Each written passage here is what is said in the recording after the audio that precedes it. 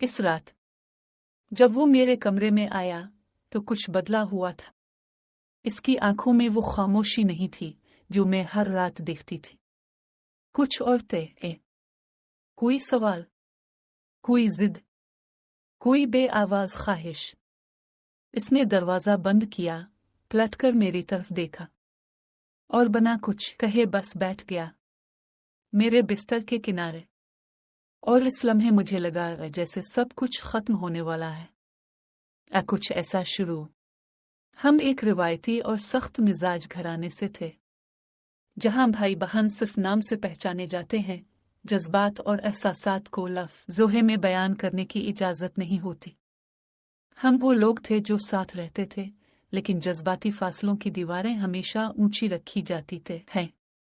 अम्मी अब्बा की अचानक बीमारी और लंबे अस्पताल के दिनों ने हमें एक ही कमरे में ला फेंका। दो नौजवान, दो अलग दुनियाएं, एक ही रात, एक ही छत। शुरू में सब मामूल के मुताबिक था। दो बिस्तरे, दरमियान में खामोशी, दिन में कुछ रस्मी बातें, रात को एक दाल विसरी से नजरें चराकर सो जाना। लेकिन फिर वो बदलने लगा, शायद मैं बदलने लगी। मैं इसे अक्सर रात को जागते देखती, छत की तरफ देखते हैं वे, जैसे वो किसी अनजानी कश्मकश में उलझा हुआ हो। वो कुछ कहता नहीं था, मगर उसकी खामोशी के लफ्ज़ मेरे दिल में आतरने लगे थे। मीम इसे देखने लगी थी, इसके हर अंदाज को, इसकी आवाज़ की थकन को, इसके बैठने के अंदाज को। और ये सब मेरे लिए खतरनाक था। कीविंग है, मैं जानती थी कि अगर मैं इस सोच में गई जहां मेरा दिल मुझे ले जा रहा था, तो शायद हम दोनों वापस ना आ सकी। उसने एक रात मेरे बेड के पास आकर बैठना शुरू कर दिया। कोई बहाना नहीं, कोई बात नहीं, बस चुपचाप बैठा रहता। इसकी खामोशी मेरे असाब पर खेलने लगी। कभी कभी लगता जैसे वो कुछ कहना चाहता है, लेकिन किसी खौफ से रुका हुआ है।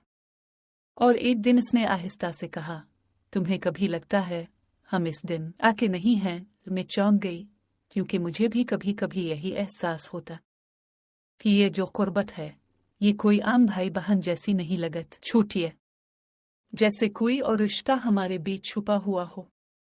मैंने कुछ नहीं कहा, बस करवट ले ली, मगर उसकी सांसें मेरे कान के करीब महसूस होती। वक्त गुजरता गया और हम दोनों एक ऐसे ताल्लुक में बंध गए जो वजाहत से बाहर था। कोई नाम नहीं, कोई जवाज नहीं, बस एक अलिफ निजनी कशिश, एक गहरा दर्द और एक ऐसा एहसास जो लफ्जों से बालातर था। वो अक्सर रात को मेरे करीब आता, कभी मेरे कंबल को काफ करता, कभी मेरे बालों को समेटता, और मैं आंखें बंद किए ये सब महसूस करती रहती। कभी दिल चाहता सब कुछ कह दूं, सब कुछ सुन लूं। लामकन कुछ था जो बार बार हमें इस लम्हे से पीछे खींच लेता था। एक रोज हम बहुत करीब आ गए। इसने मेरा हाथ थामा, मेरी हथेली काफ वो अपनी हथेली में लेकर देर तक बैठा रहा, और फिर सिर्फ इतना कहा, काश तुम जान सको मैं तुम्हें चाहता नहीं, बस बचाना चाहता है उन्हें तुमसे, खुद से और इस दुनिया की सोच से। इस लम्हे में वे आंसू बह निकले, क्योंकि मैं भी इसे चाहती नहीं थी, बस इसकी मौजूदगी। अगर आप यहाँ तक साथ हैं तो प्लीज एक लम्हा निकालकर चैनल को सब्सक्राइब करें, लाइक करें और कमेंट्स में बताएं कि कभी अपने किसी को यूं महसूस किया है। शायद लफ्जों। एक दिन ऐसा आया जब हम बिल्कुल अकेले थे। घर में मुकम्मल खामोशी, उम्मी अब्बा अस्पताल में, फोन बंद, बारिश की रात, बिजली गई हुई थी, मोमबत्ती जल रही थी, और उसने फिर वही किया।